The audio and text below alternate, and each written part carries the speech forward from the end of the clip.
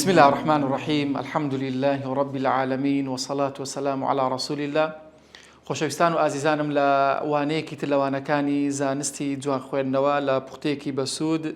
لە زانستی تەجوید دەینەوە خزمەتان. جا لەم وانەیەدا بابەتێکی گرنگ و ئەستیارمانێ ئەویش بابەتی مەدەکان. لە دوایەوە باسی علاقات الحروفمان کرد، پەیوەندی پیتەکان لەگەڵی یەکتری کە ئەگە بە سرعی بە بیرتان بینەوە متماثلين متجانسين متقاربين متباعدين بو چوار جۆرە علاقات الحروف ما نەبوو جۆرەکانی تێڵکێش کرد. بەڵام ئەم جارە بابەتی درێژکردنەوەمانەیە مەدەکان. تەڵەبە کە نای مەدرەس قەدەمی دەشکی مامۆستا ئەو هەم مەدەکوو لەبەر دەکرێت. مامۆستا کتابمانێ 30 لاپەڕە باسی مەدی دەکا، کتابمانێ 17 لاپەڕە باسی مەدی دەکا. ڕاست نای ئەو 13 مەدەکەی نە پێی لەبەر دەکرێت، ڕاست قەدەمی دەشکێت. ئینشاڵڵە بە یارمەتی خوای گەورە مەدەکان لێک ئەیفۆڕی. شکافرە گۆتەنی مامۆستا هەبوو تێکۆت ئەتوو بەس بەربەشداری ئەو دەورەیە بکە بە شەرتی نەوەتی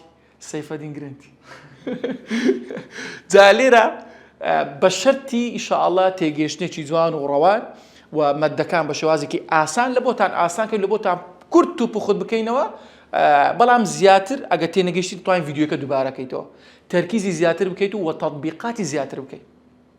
کوردەکەینەوە ئێمە کوردەکەینەوە ئاسانی دەکەین، بەڵام ئایا تۆ چەندی تەطبیقات دەکەی؟ ئایا ئەو تێبینی و ملاحەزانێک کە ئەمە دەیڵێن ئەتوو لەکنە خۆت لەسەر مەرزەمەکە یاخود لەسەر ئەو کتابەی کەوا لەبەر دەستتدایە نووسی تۆ تێبینی ملاحەزەکان بۆ ئەوی زیاتر جوانتر لێ حاڵی. جا مەد یعنی درێژکردنەوە. مەد یعنی درێژکردنەوە. ويمددكم بأموال وبنين. يمدد يعني خوای گەورە ڕزق و ماڵ و ڕۆزیتان زیاد دەکات. مەد یمدیدکم. جا مەدەکان یعنی زیادکردنەوە، درێژکردنەوەی سەوت لەو پیتانە. جا ئەگە بە بیرتان بێتەوە با بزانیت مامۆستا هەموو پیتەکانی قورئانی درێژکەینەوە؟ نا زۆر ئاسانە. سێ پیت درێژکەوە لە قورئانی. ئەگەر زیاتر بوو درێژ مەکەوە. سێ پیت چی؟ ئەلیفون واون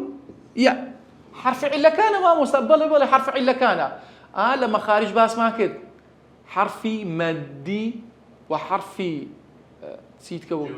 جەوفی، حرفە هەواییەکان، حرف العلە میمەیە. مەرجەکانیان دیسان بە بیرە خۆت بینەوە ساکین بن هەرسێکیان پێشیان لە جنسی خۆی بی. واو پێشی ضەممە بی، بۆ ئەلیف پێشی فەتحە بی کەوا گوتمان هەر بەردەوام ئەوهای ئەلیفەکە ساکینە پێشی فەتحە. نیتمان ئەلفەک بینی پێشی ضەممە بی، نیتمان لە زمانی عەرەبی شتیوانی بۆنە واوەک پێشی ضەممە بی یا پێشی کەسرە بی. ئەو سێ پیتە منو درێژکەوە. زیاتر بوو درێژ مەکەوە. ئەو سێ پیتە درێژ دەکرێتەوە لە ناو قورئانێ، پیتی تکە درێژ ناکرێتەوە. وازحە ئینشاءڵڵە. تێبینیش کە پێشەوە بچینە ناو دەرسەکەی جوڵەمانێ، جوڵە حەرەکە کە دێتە پێشەوەی سەمەدەن 2 جوڵەی درێژکەوە، 3 جوڵەی درێژکەوە، 6 جوڵەی درێژکەوە. مامۆستا ئەو مەدە بێنە 6 حەرەکەی درێژکەوە. مەبەستمان چیە لە جوڵە و حەرەکە؟ ئەو سەوتی کە درێژ دەکرێت ئو ئی ئەوە چەند حەرەکە بوو؟ مامۆستا کاتێک دووبارەکەوە 2 حەرەکەیت کە زیادکە. مەبەستمان چیە لەو 2 حەرەکە؟ حەرەکە یعنی بۆ منە ئەجە حەرەکەی فەتحە بی، ضەممە بی، کەسرە بی، میمێ حەرەکەی درێژکەوە. بەدەست ئەوە لە بۆ ئاسانکاریە، بەڵام دەستی من لەوانێ سەبری شێ بکە، دەست و سەرعەتری شێ بکە. لەوانێ سەوتی من سەرێ بخینەوە ئەتوو سەوتەکەی بە سەبری دەخوێنیەوە. کەواتە مەبەستمان چیە؟ کە درێ حەرەکەیەک درێژکەوە. سا بۆ نمونە دەڵێم ئەو پیتە مەدێکی تەبیعیە، 2 حەرەکەیە. 2 حەرەکە یعنی بۆ نمە پیتێک بینە بە یان بوو یان بی. ئەزمینە سەوتەکەی ئەو پیتانە وایە. بە جاجە جیجی جوجو قاقا. سەوتەکەی زیانە نارم قا کە گوت قا بۆ ئەلیف فەرقە. کەواتە یەک حەرەکەی درێژکەوە یعنی بە. 2 حەرەکەی درێژکەوە بە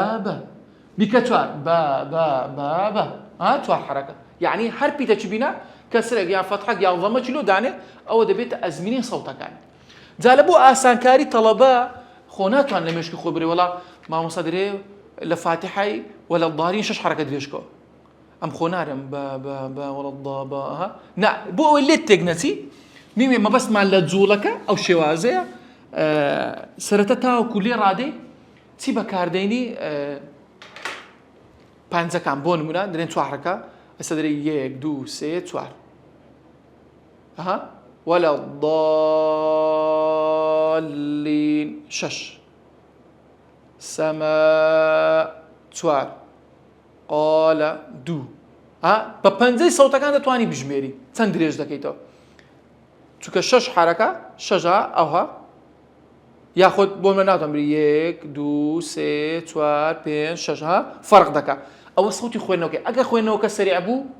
قراءەکەت سەریع بوو پەنجەکانیش سەریعترە بۆ نمونە ئەگەر قراءەت خاو بوو پەنجەکانیش خاوتر دەبێت ساندە کەسە دەرێ 1 2 3 4 5 6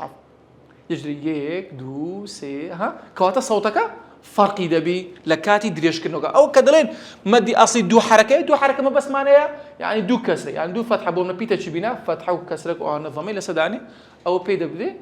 جوڵە جا بە یارمەتی خوای گەورە ئێمە خوڵاسەی مەدەکان لە یەک ئەیفۆری لە ناو کتابەکەی تەماشاکەن یەک لاپەرێکشمان هەر زیاد کرد لە بە ئەوەی گوتم با تۆزێک درێژی بکەینەوە هەندێک کتابەیە تازە لەگە مامۆستا ئەحمەدی تەماشامان کرد کتابە بوو 31 لاپەڕەی لەسەر نووسیە لەسەر مەدەکان بە کوردی کتابی المذەکرەت فی التەجویدی 17 لاپەڕە لەسەر بابەتی مەدەکانە 17 لاپەڕە لەسەر مەدەکانە ئێمە لە یەک ئەیفۆری کردمانە 2 ئەیفۆر مەدی لازمە لێ زیادکرد گوتم بە ئەمەشار ئەلەکەم با 2 لاپەڕەی لە بۆ دابین کەین مەدی ئەسڵی و مەدی فەرعی کەواتە مەدەکان بێڵکاری دەبتە 2 بەش مەدی ئەسڵی و فەرعی ئەسڵیەکان 2 حرەکەنە واتە لە ئەسڵی و لە طەبیعی خۆی 2 حرەکە درێژ دەکرێتەوە زیاتر قبول ناکات و فەرعیەکان ئەو دەبتە 4 و 5 و 6 یعنی مەدی سەیمان نییە سەی حرەکەی و یەک حرەکەیش بۆ نمونە ئەو کاتە دەبتە حرەکەدار کەواتە لە 2 حرەکەوە دەست پێ دەکەین مەدە ئەسڵیەکان 6 جۆرە مەدمانێ و مەدە فەرعیەکانش دەبێتە 2 بەش ئاگادار بین مەدی سەبەب بۆ نمونە ئەوانەی کەوا سەبەبی سکوونە و لەگەڵ سەبەبی هەمزە 2 جۆر مەد هەیە جا مەدەکان مامۆستانی بەرز مەدە ئەسڵیەکان لە طەبیعی خۆی 2 حرەکە درێژ دەکرێتەوە لە طەبیعی خۆی 2 حرەکە درێژ دەکرێتەوە لە طەبیعی خۆی سابۆن منە مەدی طەبیعی 6 جۆرمانەیە مەدی طەبیعی مەدی بەدەل مەدی عیوەض مەدی سیرە سوغرا مەدی حروف ئەوانەی کە مقەطعەکانە لە سەرەتای سوورەتەکاندا دێن و هەروەها مەدی تەمکینش لە هەندێک لە کتابەکان باز دەکەن هەندێک باز نەکەن ئەمە گوتم بابینین ئەوی شتێکەی بۆ ئەوەی بتوانانی تەڵەبەک لە کتابی تر بدینی برماوەستە وڵا ئەوت باز نەکرا هەر گوتم بە ئەوەش بینین بۆ ئەوەی بزانن و معلوماتان لەسەر بێت مەدی طەبیعی ئەوانەی کەوا مەدی ئەسڵینە 2 جوڵەیە زیاتر قبول ناکات بیکێ 6 برێ قال الذين ناخوا قال 2 حرەکەیە لو لطبعي خوي وادريج ذكرته احتياطي خوي كانت هم مدي طبيعيه هم مدي اصلي لا اصلي خوي دو حركات دريج ذكرته قال الف كمان بون نمونه ساكنه بيشي فتحه قال قيل يا كمان هي يا كسكونه بيشي كسريه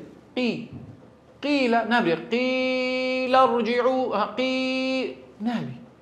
قيل يقول بۆ نمونە واوەکی ساکی پێشی ضەمە قولوا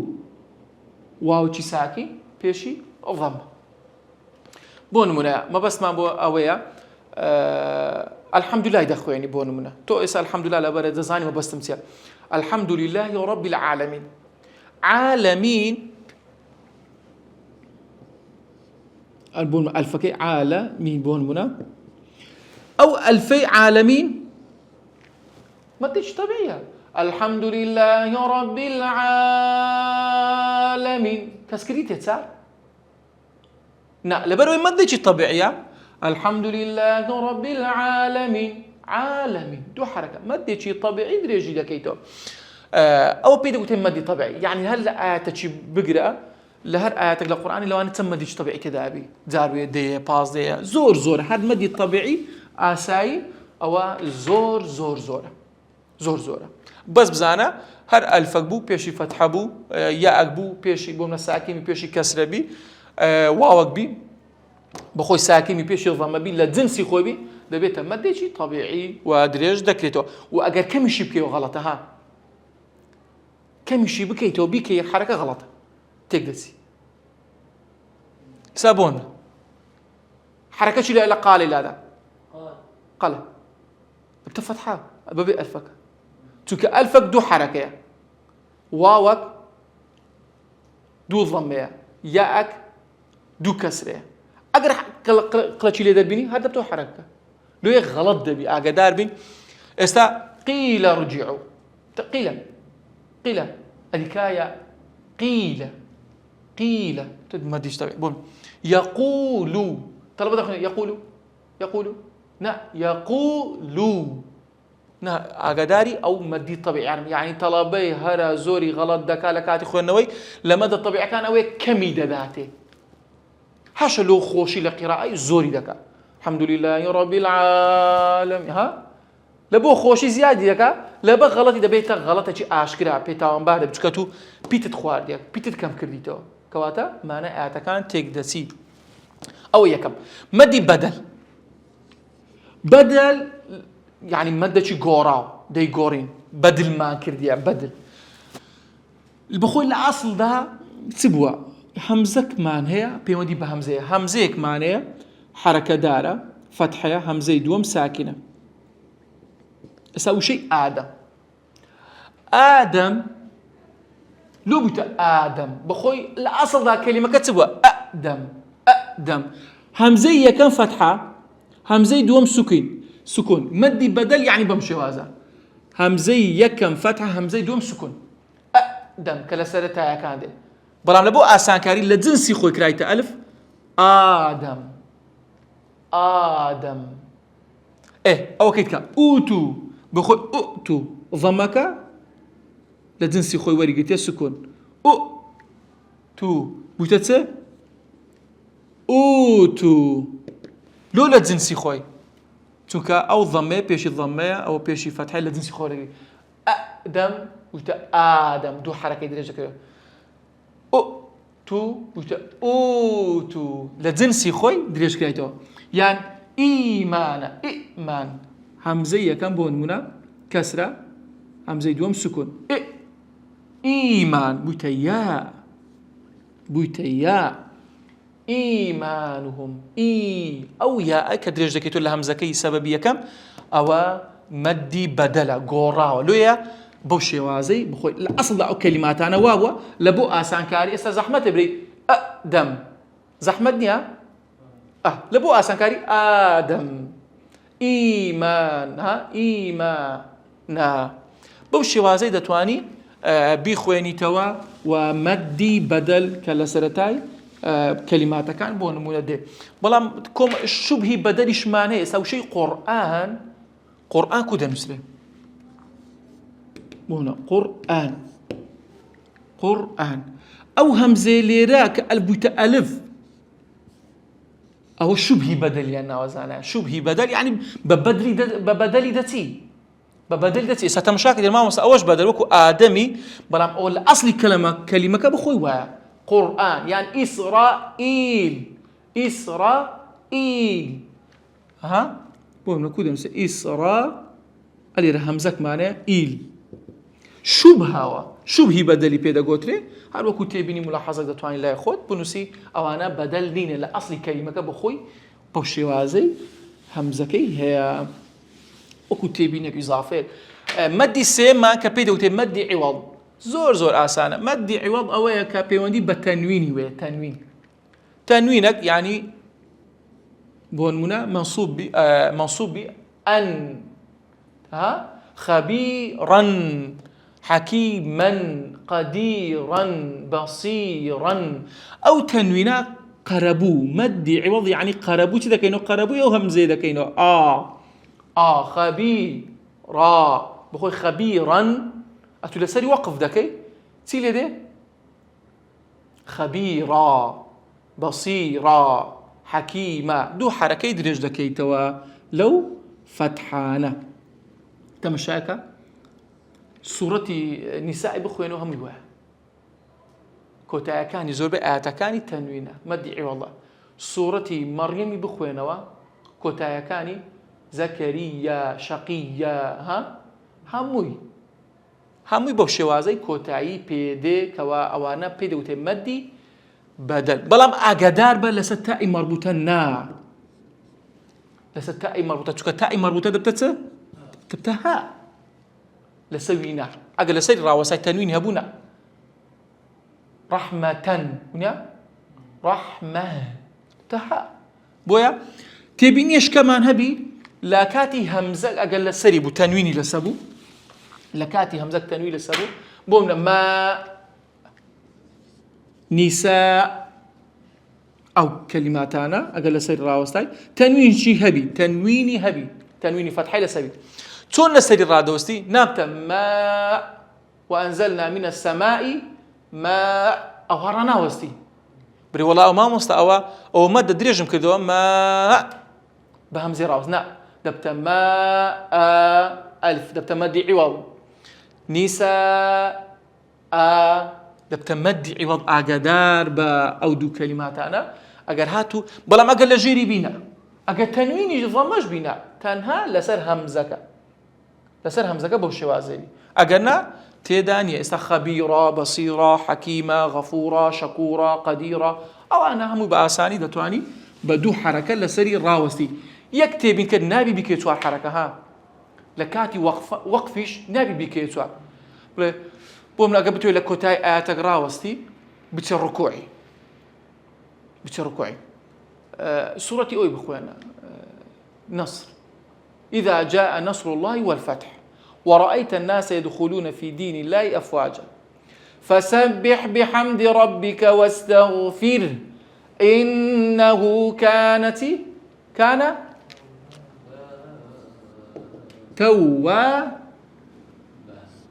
تنوين لسرا كواتا مدي عوضا كمدي عوض ناي بكيتار حركة بري ولا عم دسبر ركوعي بكمتسوا غلط دبي إنه كان توابا برو لو شاشي جاروي أول شيء كابر دس الركوعي ما هو سام زادي يقول مدي عرض للركوع مدي عرض للركوع إضافية لخوي زياد ناكاكا مدي عرض للركوع ماني ها مدي عوض هذا بدو حركة مدي دو حركية مدي عوض توابا شقيا زارو شقيا الله أكبر ضربة بوي أو غلطك لبابتي مد كان كذكره لا مدي عوض نابي لدو زولا دريشتر بكيوا أو سي مدي توارم لما مد الطبيعي كان أويش مدي صيلة معناه مدي صيلة يكيك لو مداني توزك تركيزي زياتر دبي بأوي أقدار مدي صيلة صغرى لو صغرى ما نسيتو كمدي صيلة كبراش معناها بلام صغرى كان لما مدى الطبيعي كان أوانيك وأصلينا دو حركة دريج ذكرته تبينيش لك نخوض بنسا بيواندي بهاء هوهي هاء راناو أو هاء ضميرك لبو مذكري نيري غائب بكارده ناديار غائب يعني لبو نيرك بكارده كوان ناديار بي أو مذكر للغائب بي باشا لبيرنا كان أو هاء لبوي بكارده كتابه وراء ظهري بون تكتبيني تشك بنساد أو هاء دبيلا بخوي يان ضم بي يان كسر بي وبكويشت نيوان دو حركة دار أو مرزة أجا مرزة ناتزي يعني سقط يعني تقول تمشى ها أكمان هي دبي بخويان ضم بيان كسر بي بو إدريش كريتو بتمدي بيشي دبي حركة دار بي وباشي دبي حركة دار يعني كسر فتح الضمة بهنونا أجر أو يا سائلي هاتزي دبتم صيلة أجا أو يا سالي ناتزي نابت الصيلة يعني أجا بيشي سكون بي بأوانج بي نابتي أجر باشي بونمونا سكون بي أوانج بي تزي نابي أجر بخوشي بونمونا سكون بي نابتي كواتا أو يا ساكيتي بو يا سالي بكا ها أكا بخوي كانت مدي صيلة تكون صيلة كبراش معني لو التركيز ذاك مثلا خالي صيلة كبراش معني يعني دو زورة متي لو شوازي دبي بخوي ضم بي كسر بي كدريش كريتوا وبيشو باشي متحرك بي يعني أوها أبكي وتنوان دو حركة دار بو أوي ببيتا مدي صي لا بو شوازي دتواني بناسية جا شێوازی نووسینی لە قورئانی ئەو هاء بە دوو شێوازمانێ لە واو یاءەکەی بەو دوو شێوازەی ئەگەر تەماشایەرەکە دیارە مامۆستا ئەحمەد لە یاءەکەی بەو شێوازەیە لە واوەکەی بەو شێوازەیە لە قورئانی بە بچووکی دەنووسرێ لە بینی لە دوای هاءەکە بە بچووکی دەنووسرێ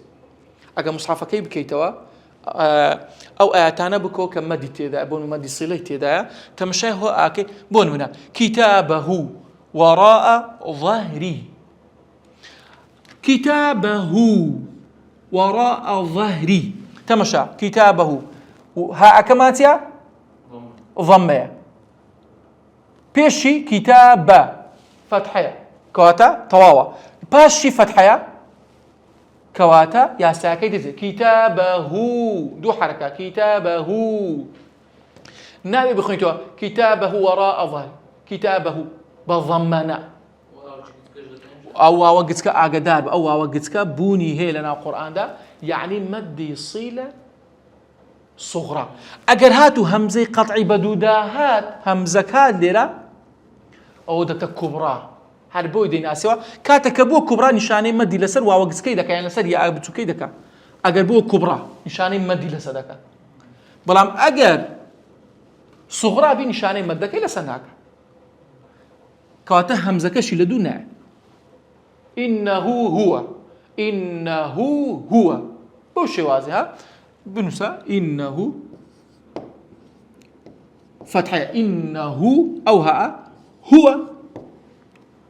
كواتا وها أكمانية ضمية بلطة وياسا وبيشي فتحة وباشي فتحة حركة داركات إنه هو يبقى إنه هو بضم ناري إنه هو سريعناك بلكو دريش إنه ما له دريش دبي توا كتابه وراء لا يعكش وراء ظهره نشاني هاكا لسريتي جا كومالك تبيني ملاحظة معني دير اگر هاتو بون مكو تازه باسم كر اگر كوتنيوان حركة داركا او ديكي بلام يك دتوانين بلين قلتش تايبت ماني للقرآن ده سبحان الله لو أنا لبو ماني كشي بقرته آياتك بوشي وهذا تطبيق جدبي وإن تشكروا يرضه لكم نمجو أخوي جورنا فرمي يرضه لكم سبحان الله تمشى يرضه وكتبني ها كمان ضمه يرضه ضمه بيشي فتحة نونكتيا فتحة يرضه بونمنا فتحة لباشي فتحة هاتي كواتا كوتوها أكمانية الضمة عينا ياسا تدا تطبيق دبي عينا ياسا فتحة حركة دارها أكبخوي ضمة فتحة كاتيا بلام سبحان الله وإن تشكروا أواني كوا سباسو يادي خواي قورا بكن شكراني نعمتكاني خواي قورا بكن خواي قورا فوري ها يرضه لكم دريجي نكرتو كوا رازبوني خواي قورا دريج بكتو لقالي خواي قورا فوري لي رازي دبي يرضه لكم هو قاعدة كشي تزي بس سبحان الله ليروكو تايبتك كأواني سباسو استعيشي خواي قورا دكان يرضه لكم كرت نيقول يرضه لكم واضحة أو تبين يمان هي كهرتسن دا قاعدة كانش تزي بلام دريج نكرته ونشاني وبتوكش ليرا نكره من القرآن بلام هيك ما تنموني إيش كتان دايما بو أوي بناس نو إستاف يعلمه الله هاك بلي هاك ضمه أو يك لقاعدة كان دو لقاعدة كان مما كما سكونة كواتك كوتو تنيوان دو سكون ليرا نابي همزة وصلك بولنا يعلمه الله هاك متحركة لنيوان دو سكون يا نابي يكسر نابي يعلمه الله يعلمه الله أو زارا ها كمان بيشي ساكنة منه اسمه ديسان ها كمان ضمه بخوي هاتا زي ها طواوا بلام بيشو باشي سكونة بوي ديناسي وكا أو ها أجر هاتو بو مرزيبي كبكويتا نيوان دو متحرك آسان كاري كلا بلا أو وكو تبيني إضافات آسان كاري كوي نشاني واو بتوكك ويا أبوتوكي كتازك الدمان لنا القرآن يبوني هي بوي ديناسية أو وسيلة صغرى أو وسيلة كبرى سی لە سوغڕایەکە بەبێ نیشانەی مەدەکەیە لەسەر واویاکە، سی لە کۆبڕایەکە نیشانەی مەدەکەی لەسەر. ئەوە وەکو ناسینەوە. چوارەمیان مەدی سیلە سوغڕا بوو. پێنجەمیان حروفی مقەطعەکان بوو. ئەوانەی کەوا سەرەتای سوورەتەکاندا بوونیان دێ لە پێنج پیتە. حەیون طەهور، حەیون حا واتە مەبەستمان چێ؟ یعنی ئەو ئەلیفانەی لە دوای وانە دێ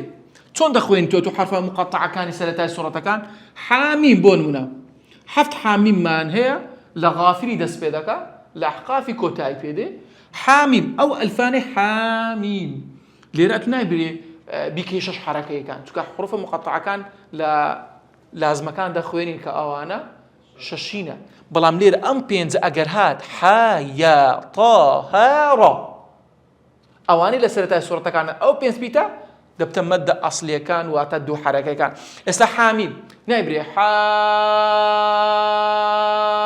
حامیم دوو درێژ ناکرێتەوە لەبەر ئەوەی حروفی مقەطعەکانی سەرەتای سوورەتەکان ئەو ئەلفە دوو جوڵە درێژ دەکرێتەوە. یاخود بۆ نمونە یا یاسین ئەو هەنووسە بۆ نیشانەی مەدەکەی لێرە کرایە، لە یاکەی نەکرایە، لە سینەکەی کرایە. یا کو دەخوێنەوە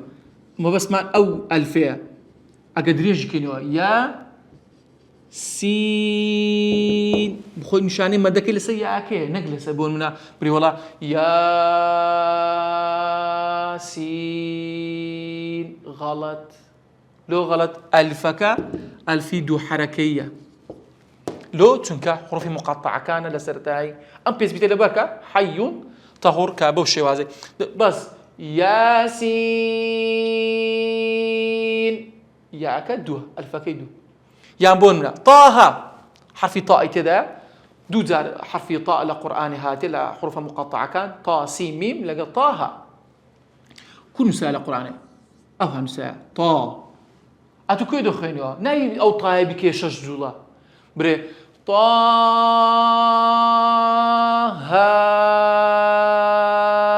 وەڵا مامۆستا ئەوانە لازمەکانە نا ئەوانە مەدی چنە ئەسڵیەکانە. طاها هەردوو تاءەکە و هاکە بەو شێوازەی طاها مەبەستمان ئەو ئەلفانەیە کە دوو حەرەکەنە بیخوێنەوە. طاها زیاتر نابێت درێژی کەیتەوە چونکە تێک دەچێ بڕێ وەڵا طاها غەڵەت لۆ غەڵەت کتە چار لۆ چونکە ئەسڵیەکانە نابێ بیکەیە. ڕائیش بە هەمان شێواز سوورەتی یوسف بۆ نمونە چۆن دەخوێنرێتەوە مامۆستا؟